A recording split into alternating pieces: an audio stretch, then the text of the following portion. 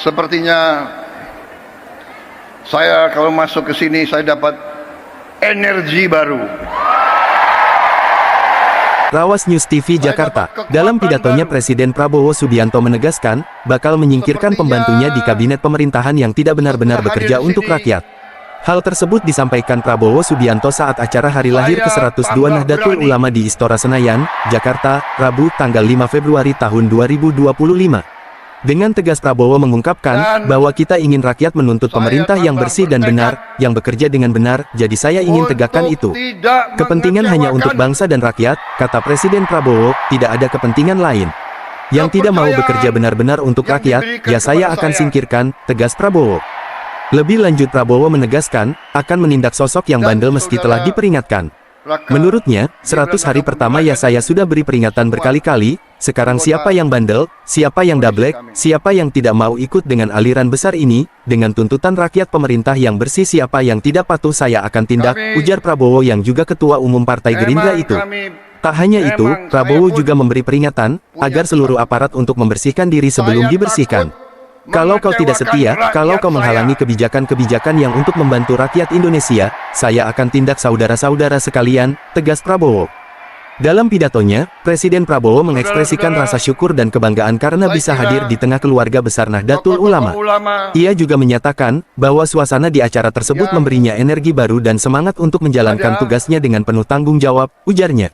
Presiden Prabowo Subianto merasakan nyaman dalam acara tersebut, yang paling menohok bercerita soal ada pihak-pihak yang mencemoohnya. Bahkan sampai menyebut tolol. Jangan kira kami ini bodoh, memang ada yang mengatakan saya ini tolol, enggak apa-apa. Ada yang mengatakan saya bajingan yang tolol, saya enggak sebut namanya kalian sudah tahu loh, kata Prabowo disambut gemuruh para nahdlin yang hadir. Prabowo menyampaikan ucapan selamat atas peringatan hari lahir ke-102 Nahdlatul Ulama. Lalu, Kepala Negara mengapresiasi peran dan kontribusi Nahdlatul Ulama terhadap lahirnya bangsa Indonesia. Atas nama pribadi dan atas nama pemerintah Republik Indonesia, sekali lagi selamat kepada Nahdlatul Ulama.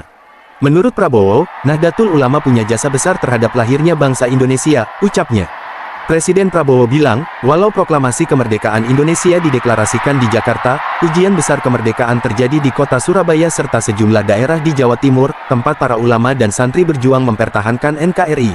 Dalam pertempuran tanggal 10 November disitulah munculnya para ulama sebagai pejuang, perintis, dan pemimpin dalam membela kemerdekaan Republik Indonesia, tegasnya.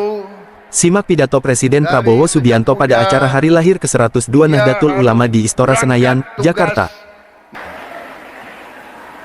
Proklamasi kemerdekaan Republik Indonesia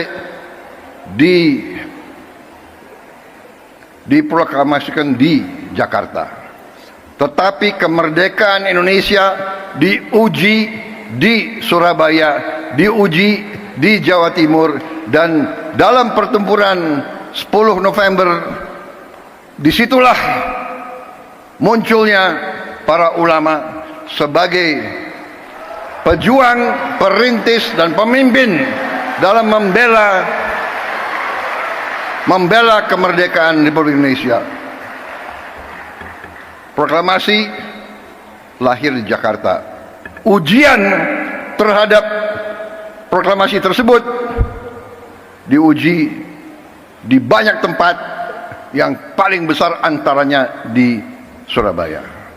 Karena itu, saya kira pantas bahwa tekad dari pemimpin-pemimpin saudara-saudara untuk menjaga warisan ini, dan saya sampaikan penghormatan saya bahwa para pimpinan NU dari masa ke masa konsekuen terus dalam menjaga bahwa Nahdlatul Ulama merupakan organisasi besar, rumah besar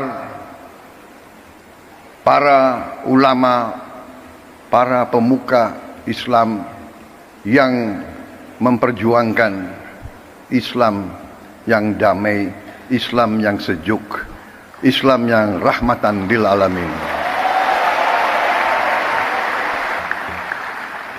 Saya pun waktu saya menjadi Ketua Umum Gerindra, saya ingat contoh Gus Dur. Waktu ada peristiwa beberapa gereja, berapa vihara diancam mau dibom, saya pun perintahkan Gerindra untuk menjaga gereja-gereja dan vihara-vihara tersebut.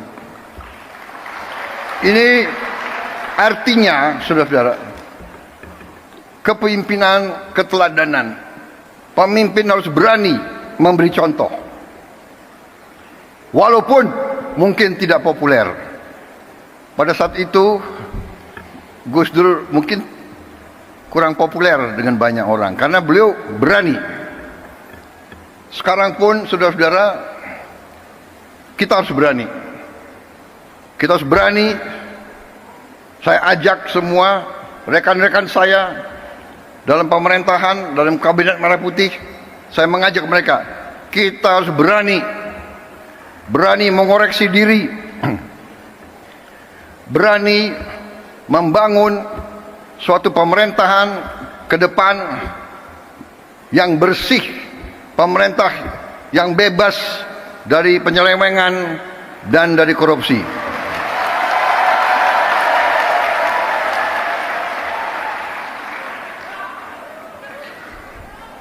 Itu tekad kami. Kami akan terus, dan kami mengerti, kami tahu ada perlawanan-perlawanan, tapi kami yakin apa yang kami perjuangkan adalah untuk bangsa dan rakyat Indonesia.